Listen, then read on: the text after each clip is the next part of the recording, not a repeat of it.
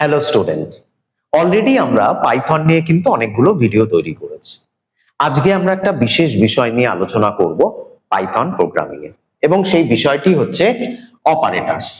অর্থাৎ যে সিম্বলটা কোনো অপারেশনকে তৈরি করে তাকেই আমরা বলি অপারেটরস। তো দেখা যাক, সবার প্রথম আমরা যে অপারেটর নিয়ে আলোচনা করব তাকে আমরা বলছি অ্যারিথমেটিক অপারেটর।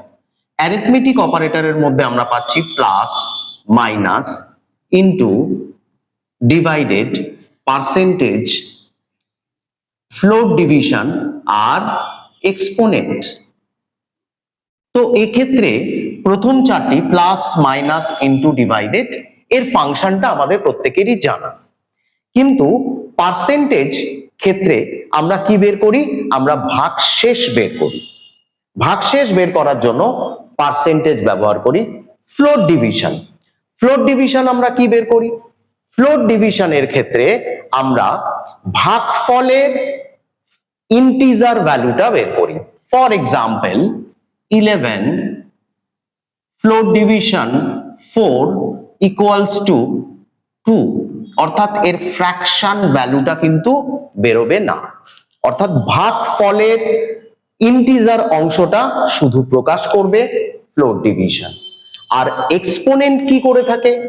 এক্সপোনেন্ট সাপোজ 3,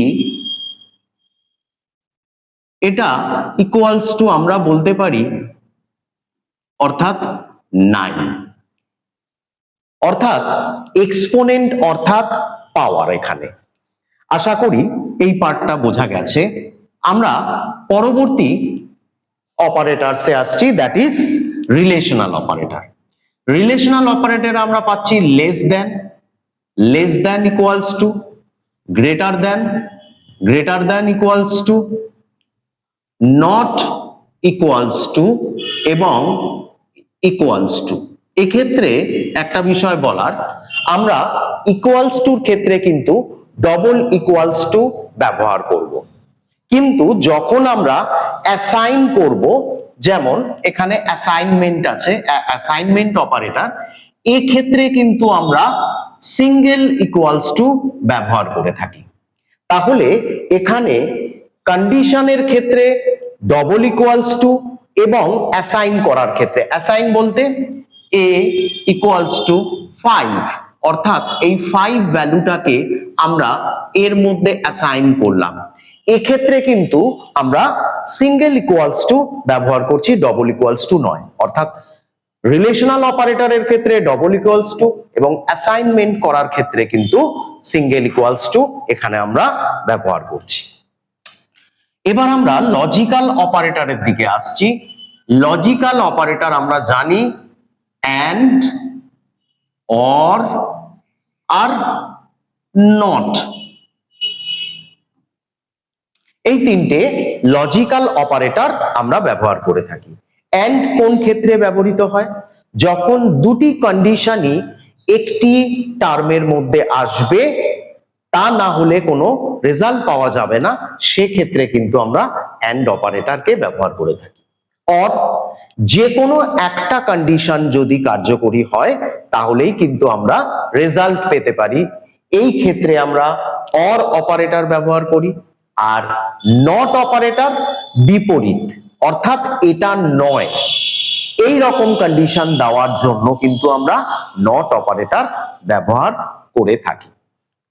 এরপরে অগমেন্টেড অ্যাসাইনমেন্ট।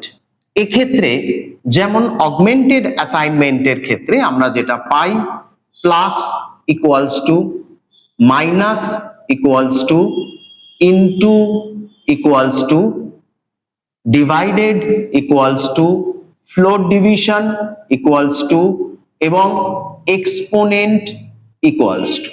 তো এই বিষয়টা বুঝতে গেলে আমাদেরকে একটু বিষয়টা ক্লিয়ার করতে হবে। ফর এক্সাম্পল আমি লিখলাম যে a equals to a plus 5।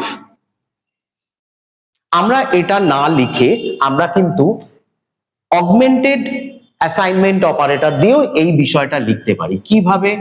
a plus equals two 5 এভাবে লেখা যেতে পারে, বা a equals to a into 7, এটা না লিখে আমরা অগমেন্টেড অ্যাসাইনমেন্ট দিয়ে লিখতেই পারি a ইন্টু ইকুয়ালস টু 7, অর্থাৎ অগমেন্টেড অ্যাসাইনমেন্ট অপারেটর আমরা এভাবে ব্যবহার করতে পারি।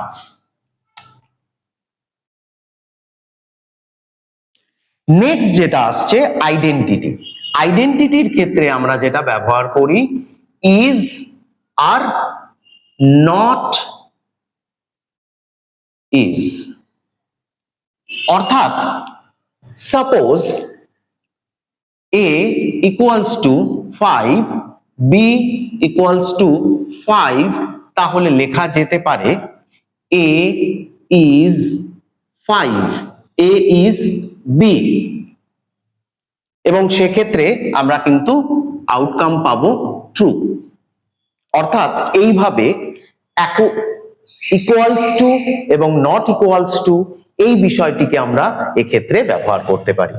এবং অবশেষে আসছে মেম্বারশিপ ইন এবং নট ইন, অর্থাৎ এর মধ্যে রয়েছে বা এর মধ্যে নেই এটা বোঝানোর জন্য কিন্তু আমরা এটা ব্যবহার করে থাকি। আশা করি সবার ভালো লেগেছে এবং বুঝতে পেরেছো। That's all, thank you.